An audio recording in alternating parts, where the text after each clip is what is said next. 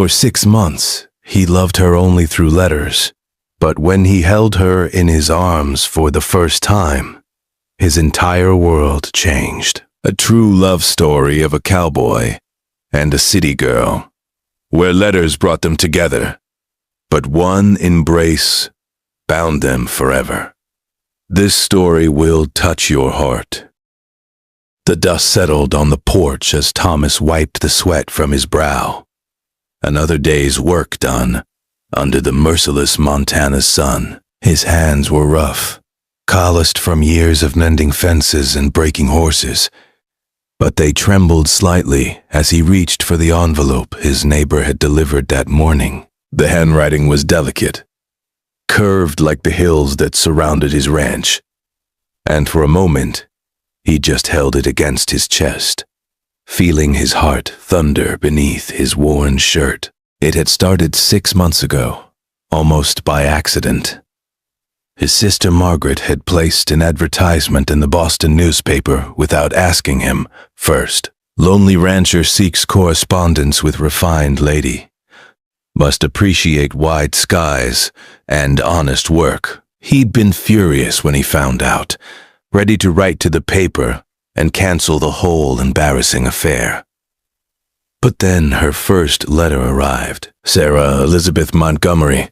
Even her name sounded like music he'd never heard before, something elegant and far removed from the simple life he knew. She wrote about the suffocating expectations of Boston society, about wanting something real in a world that felt increasingly artificial. Her father was a banker, her mother obsessed with marrying her off to some wealthy industrialist's son. But Sarah wanted to breathe, she said. She wanted to see stars that weren't dimmed by gaslight and factory smoke. Thomas had read that first letter a dozen times before he dared to respond. What could a rough cowboy possibly say to someone like her? But something in her words spoke to a loneliness he'd carried for years, ever since he'd lost his parents to winter fever and found himself running the ranch alone at 23. He was 32 now, and the silence of his evenings had grown heavier with each passing season. His first letter back had been simple, awkward even. He told her about the sunrise over the Bitterroot Mountains, how the sky turned colors he didn't have proper names for. He described the sound of the creek that ran through his property, how it sang differently, depending on the season. He wrote about his horse, Dakota, who was stubborn and loyal in equal measure. He didn't try to be anything he wasn't, because he figured she'd see through it anyway, and that would be the end of it. But she wrote back, and then again, and again. With each exchange, they peeled back layers, revealing themselves in ways that felt both terrifying and necessary. Sarah told him about her mother's disappointment, how she'd been paraded at every social function, like a prize mare at auction. She confessed her love of reading, how she'd hidden novels under her mattress as a girl, staying up by candlelight to explore worlds beyond her own. She asked him questions no one had ever asked before. What made him laugh? What scared him? What he dreamed about when sleep finally came? Thomas found himself sharing things he'd never spoken aloud. The guilt he carried over his younger brother's death, thrown from a horse while Thomas was supposed to be watching him. The fear that he wasn't enough, that the ranch would fail, and he'd lose the only home he'd ever known. The strange ache he felt during harvest time, when the work consumed him, but the evenings stretched empty and long. Her letters became the rhythm of his days. He'd work himself near exhaustion, then sit at his rough-hewn table with pen and paper, trying to translate his thoughts into words worthy of her. He wasn't educated like the men she knew back east. His spelling was probably terrible, his sentences awkward and plain. But she never seemed to mind. In fact, she told him his honesty was refreshing, that his words carried a truth she'd spent her whole life searching for. Winter came hard that year, And there was a week when the snow piled so high that no mail could get through. Thomas had paced his small cabin like a caged animal, worried something had happened, that she'd changed her mind, that he'd imagined the whole beautiful thing. When the weather finally broke and her letter arrived, 3 of them, actually, tied together with string, he'd sat in the snow on his porch and read them all through twice, his fingers going numb with cold, but his heart burning warm. In those letters, Sarah had made a decision. She was coming west. The words had hit him like a lightning strike. She'd been thinking about it for weeks. She wrote, making plans and saving money from a small inheritance her grandmother had left her. She couldn't live the life her parents demanded anymore.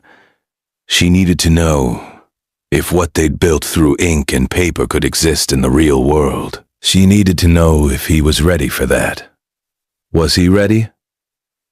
Thomas had stood from his snow-covered porch and looked out at his land, the mountains standing eternal in the distance, the smoke curling from his chimney, the only sign of human life for miles. Was he ready to risk this perfect thing they'd created, where she knew his thoughts, but not his awkward silences, his hopes, but not his rough edges? What if she stepped off that train, took one look at his weathered face and worn clothes, and realized she'd made a terrible mistake, but he'd written back the same day. "Come," he said simply.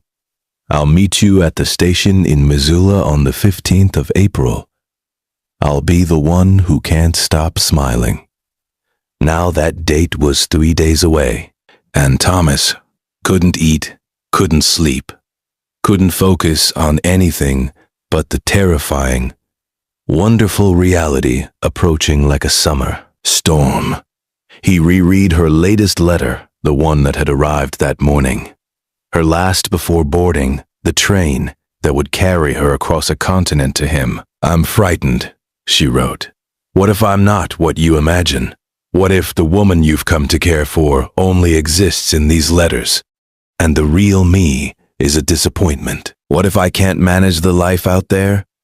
If I'm too soft, too useless, too accustomed to comfort?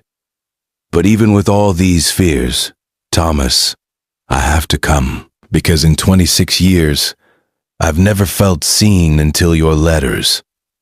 I've never felt like myself until I was being myself with you. Whatever happens, thank you for giving me that." He folded the letter carefully, adding it to the stack he kept in a wooden box under his bed, dozens of them now, a paper trail of 2 hearts, finding each other across impossible distance. He ran his thumb over her handwriting one last time, then set about preparing his home for her arrival. The next 3 days passed in a blur of activity. Thomas cleaned his cabin with a thoroughness it had never known, scrubbed floors and washed windows, aired out quilts, and fixed the squeaky hinge on the front door. He rode into town and bought fresh fabric, wildflowers for the table, coffee that wasn't half-burnt beans. His sister Margaret came by and raised her eyebrows at the transformation, but had the grace not to tease him too badly. "You really care for her," Margaret said, and it wasn't a question. "I love her," Thomas replied, the words coming easier than he'd expected. "I've loved her since her 3rd letter, when she told me about sneaking out to watch a thunderstorm and feeling alive for the first time. I just didn't have the words for it then." Margaret smiled and squeezed his shoulder. "Then trust that, little brother. Trust what you've built together." The morning of April 15th arrived with absurd perfectio, clear skies, gentle warmth, the world scrubbed clean by spring rains. Thomas dressed in his best shirt, the one he saved for church, and tried unsuccessfully to tame his hair. He'd trimmed his beard the night before, his hand shaking so badly he'd nearly cut himself twice. Looking in the small mirror above his washstand, he saw what he always saw, a weathered cowboy with sun-creased eyes and a face that had known more wind than tenderness. Would it be enough? The ride to Missoula took 2 hours, and every minute stretched like taffy. Dakota seemed to sense his rider's nervousness, prancing and tossing her head more than usual. Thomas talked to her like he always did, his voice steady, even as his insides twisted themselves into knots. "This is it, girl. This is the day everything changes or falls apart, and I can't tell which scares me more." The train station was busier than he'd expected, full of people meeting arriving passengers or preparing to depart themselves. Thomas stood on the platform, hat in his hands, watching the eastern tracks like they held the secrets of the universe. He was early, 30 minutes early, because the thought of being late and her arriving to an empty platform had been unbearable. Then he heard it, the distant whistle, growing closer, the chug and hiss of the great iron beast that had carried her across plains and mountains to this moment. His heart climbed into his throat and stayed there, pounding so hard he was sure everyone could hear it. The train pulled into the station with a screech of brakes and a cloud of steam. Doors opened, and people began to emerge.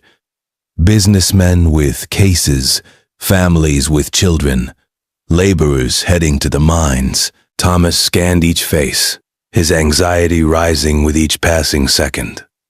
What if she hadn't come? What if she'd changed her mind somewhere in Kansas and gotten off, realized the insanity of what she was doing? Then he saw her. She stood on the train steps, one hand gripping the rail, the other clutching a small traveling bag. Her dress was simpler than he'd imagined, forest green with a cream collar, already dusty from days of travel. Her dark hair was pinned up, but coming loose in wisps around her face. But it was her eyes that stopped his breath, wide and uncertain, and searching the crowd with the same desperate hope he felt. Their eyes met across the platform, and the world went silent. She knew him immediately, just as he knew her.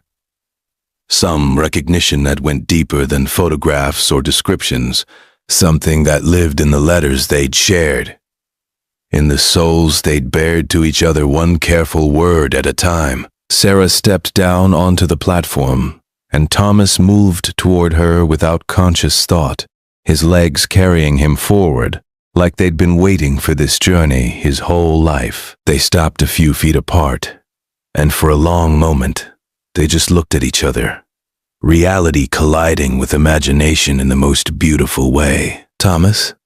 Her voice was softer than he'd imagined, touched with a Boston accent that seemed delicate and foreign in this rough western town. "Sarah." Her name on his lips felt like a prayer answered. "I'm here," she said, and he heard everything beneath those simple words, the fear and courage, the question and the hope, the leap of faith she'd taken in trusting what they'd built. "You're here," he echoed. And then, because words suddenly weren't enough, because 6 months of longing and wondering and falling in love through ink and paper demanded more, he stepped forward and opened his arms. She dropped her bag and came to him. The embrace hit them both like a thunderbolt. Thomas had tried to prepare himself, had tried to imagine what it would feel like to finally hold her, but nothing could have readied him for the reality. She was solid and warm and real, her head tucking perfectly beneath his chin, her arms wrapping around his waist like they'd done it 1,000 times before. She smelled like train smoke and lavender, and she was trembling, and so was he. For 6 months she'd been words on a page, beautiful and perfect, and safely distant. But now she was here, breathing against his chest, her heartbeat racing against his own. and the feeling that crashed through Thomas was so overwhelming he had to close his eyes against it. This was different. This was everything. I was so scared, she whispered into his shirt, her voice breaking. I was so scared you wouldn't be real, that I'd made you up, that I'd come all this way and find out it was just my imagination. Thomas tightened his arms around her, one hand coming up to cradle the back of her head, his fingers tangling gently in her loosened hair. I'm real, he said, his voice rough with emotion. And you're here. Sarah, you're actually here.